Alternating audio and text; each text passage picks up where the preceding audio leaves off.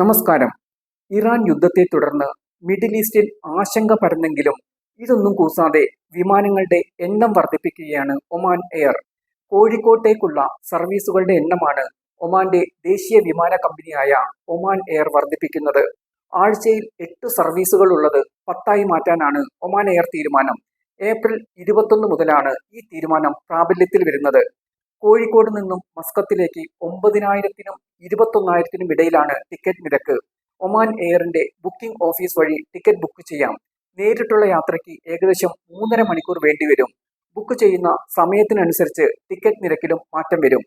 ഇന്ത്യയിലേക്ക് കൂടുതൽ വിമാനങ്ങൾ എത്തിക്കുന്നതിന്റെ ഭാഗമായി മുംബൈയിലേക്കുള്ള സർവീസുകളും വർദ്ധിപ്പിച്ചിട്ടുണ്ട്.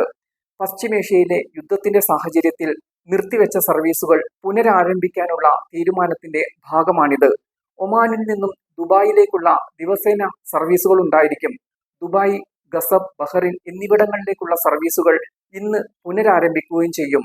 ഒമാൻ എയറിന് കൂടുതൽ യാത്രക്കാരുള്ള 2 റൂട്ടുകളാണ് ദുബായ്, ബഹ്റിൻ എന്നിവ. ബഹ്റിനിലേക്ക് ആഴ്ചയിൽ 5 സർവീസുകളും ഖസബിലേക്ക് ആഴ്ചയിൽ 4 സർവീസുകളുമാണുള്ളത്. ഈ മാസം ആദ്യം ദമാം, അമ്മാൻ എന്നിവിടങ്ങളിലേക്കുള്ള സർവീസുകൾ പുനഃസ്ഥാപിച്ചിരുന്നു. അമ്മാനിലേക്കുള്ള സർവീസുകൾ മെയ് ആദ്യം മുതൽ ആഴ്ചയിൽ 6 വർദ്ധിപ്പിക്കും. യാത്രക്കാരുടെ എണ്ണം വർദ്ധിക്കുന്നതിനനുസരിച്ച് സർവീസുകളുടെ എണ്ണവും കൂട്ടാനാണ് ഒമാൻ വിമാന കമ്പനികളുടെ തീരുമാനം. ഒമാന്റെ 2 വിമാന കമ്പനികളാണ് ഒമാൻ എയറും സലാം എയറും. ഒമാൻ എയറിന് കൂടുതൽ യാത്രക്കാരുള്ള 2 റൂട്ടുകളാണ് ദുബായ്, ബഹ്റിൻ എന്നിവ.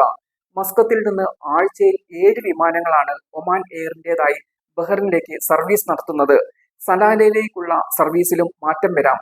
യാത്രക്കാരുടെ എണ്ണം കൂടുന്നതിനനുസരിച്ച് കൂടുതൽ സർവീസുകൾ വരും. സൗദിയിലെ റിയാദിലേക്കുള്ള സർവീസ് ഏപ്രിൽ 23 മുതൽ വർദ്ധിപ്പിക്കും. 21 നിന്ന് 24 ഉയർത്താനാണ് നിലവിലെ തീരുമാനം.